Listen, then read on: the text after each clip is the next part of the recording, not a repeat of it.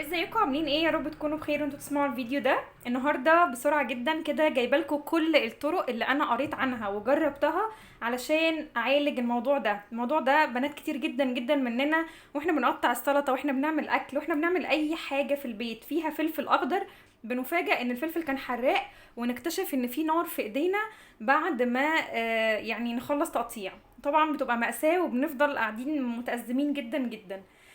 فالطبيعي اول حاجه لجأت لها اني غسلت ايدي بالميه والصابون. عايزه اقول لكم ان ايدي حرقتني جدا والنار زادت فيها يعني. فالحل ده مرفوض خالص. في البدايه ممنوع تغسلي ايديكي بالميه والصابون اول ما تقطعي الفلفل. بعد كده كنت بجرب حاجات بتتقال زي المعجون.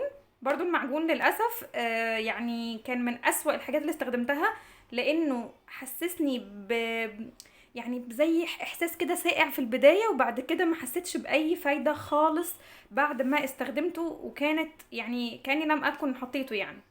قريت تاني عن اللبن. وجربت اللبن الحقيقة. بيمشي شوية صغيرين جدا، لكن مش هو ده المفعول اللي احنا عايزينه يعني، او مش هو ده الحاجة اللي احنا عايزين نمشي الحرقان بتاع ايدينا بيه. فما حسيتش ان انا ارتحت برضو دورت اكتر. بس من قبل ما ادور جربت ان انا احط اي كريم مرطب عندي. فابتديت احط كريم مرطب برضو. يعني بيروح لثواني. عارفين انتوا اكيد جربتوا احساس النار بتاعه الشطه بتاعه الفلفل، فكان بجد احساس مميت. قريت ان زيت الزيتون ممكن كمان يتجرب فتره، يتحط على الايدين 3 دقايق وبعد كده يتغسل بالميه والصابون.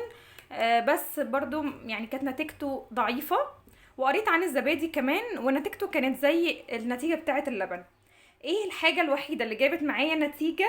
وبجد يعني بشكر جدا كل الناس اللي كانت بتقدم كل الحلول اللي ما نفعتش، لانها برضو خلتنا ناخد معلومة، والناس اللي قدمت حلول بتنفع. فانا جايبه لكم بسرعة من غير اي تدوير. ما تدوروش تاني خالص بعد كده، خدوا الحلول دي موثوقة فعلا مني ان شاء الله.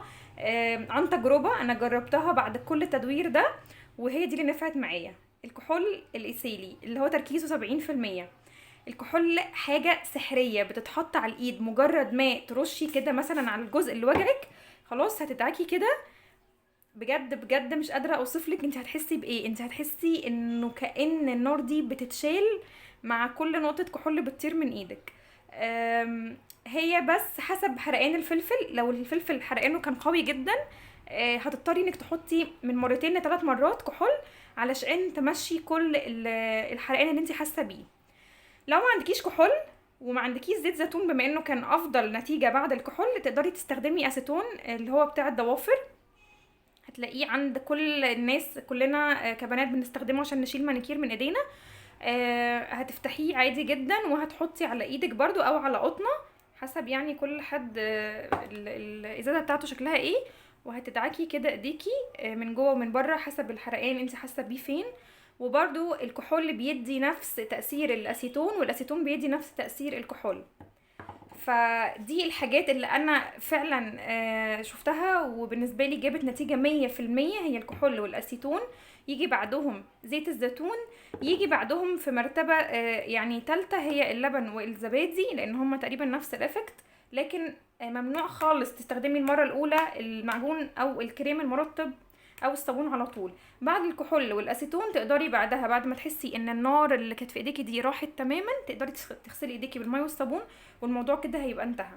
طيب لو الشطه دي غصب عنك انت دعكتي بايديكي في مناخيرك او في عينك، لازم تاكلي حاجه ترطب جدا زورك. لو هي انت ده يعني حطيتي ايدك في مناخيرك، فممكن تشربي لبن ساقع او ممكن تاكلي ايس كريم. دول حاجتين هيبقوا يعني كويسين جدا جدا عشان مناخيرك. طب لو عينيكي، ممنوع خالص تغسليهم بالميه والصابون. هاتي قطنه فيها ميه دافيه، يعني هاتي ميه دافيه حطي فيها قطنه وحطيها على عينك فتره كده زي كمادات ميه سخنه، وعينيكي هتكون كويسه. طبعا بعد ما تكوني خليتي الشطه تروح من ايدك، يعني ما تعمليش الموضوع ده وانت لسه الشطه ما راحتش من ايديكي. وطبعا نخلي بالنا يا بنات، انا عارفه ان معظمنا مش بيلبس جوانتيات واحنا بنعمل اكل في البيت، بس خلوا بالكم لان الموضوع فعلا بيوجع جدا وبيضايق جدا. و يعني اوكي احنا ليه حل، بس برضو خلي بالكم ان هو ما يجيش في عينيكم ولا في مناخيركم، لان دي حاجه اكيد هتتعبكم اكتر، وممكن كمان تعمل حساسيه شديده ما نبقاش بنعرف نعالجها في البيت ونضطر ان احنا نروح للدكاتره. اتمنى تكون المعلومه فادتكم، لو عجبكم الفيديو انشروه مع اصحابكم عشان هما كمان يستفيدوا، واتمنى تدوسوا لايك للفيديو ده لو كنتوا استفدتوا بالمعلومه، وما تنسوش تعملوا سبسكرايب او اشتراك اللي بتكون باللون الاحمر تحت الفيديو دلوقتي، وتفعلوا خاصيه الجرس علشان تشوفوا كل الفيديوهات اللي جايه. باي باي، هشوفكم الفيديو الجاي.